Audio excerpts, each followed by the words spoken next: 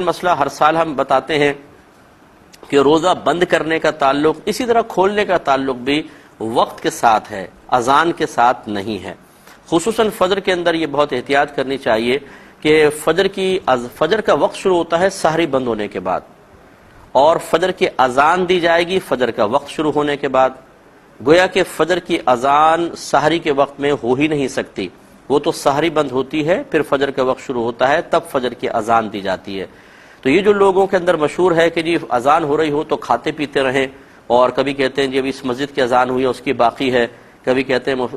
مؤذن صاحب اللہ آپ کو خوش رکھے اور کھینچو اذان کو لمبا کھینچو، اور فٹافٹ چائے پی رہے ہیں، کوئی سگریٹ کے سٹے لگا رہا ہے، اور جلدی جلدی 2-3 گلاس پانی پی رہے ہیں۔ اچھی طرح یاد رکھیں، اگر سحری یعنی اذان کے درمیان آپ نے ایک لقمہ بھی یا ایک قطرہ پانی بھی کھایا پیا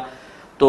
یہ گویا کہ سحری بند ہونے کے بعد کھایا پیا، اور جس نے سحری کے بند ہونے کے بعد کھایا اس نے گویا کہ حالت روزہ میں کھایا، اس کا روزہ نہیں ہوگا۔ لیکن یہاں یہ ضرور ہے کہ چونکہ یہ ایک جہالت اور غلط فہمی کا نتیجہ ہوتا ہے تو اس پر کفارہ نہیں ہوگا، قضا ضرور ہوگی۔ لیکن جس کو مسئلہ پتہ چل گیا، اس کے باوجود اس نے ہٹ دھرمی کا مظاہرہ کیا اور پھر اس نے اسی طرح اذان کے بیچ میں کھایا پیا، اور علماء کو معاذ بے وقوف سمجھا اور خود اپنے آپ کو یا اپنے گھر کی رسومات کو سمجھا کہ یہ دین کے عین مطابق ہے، جبکہ اس کی کوئی دلیل بھی موجود نہیں ہے، اس پر قضا بھی ہوگی اور کفارہ بھی لازم ہوگا۔